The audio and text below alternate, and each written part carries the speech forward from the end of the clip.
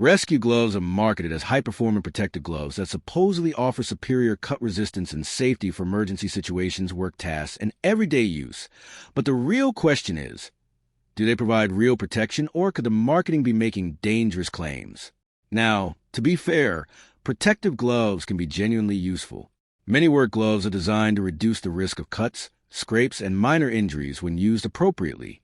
What it does well may provide protection against minor cuts and abrasions.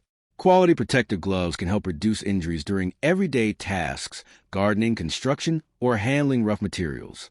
Can improve grip. Many gloves include textured surfaces that make tools and objects easier to hold. Where the hype falls apart, no glove is completely cut-proof or puncture-proof. This is the biggest issue. Marketing that suggests total protection can create a dangerous false sense of security. Protection depends on the material and certification.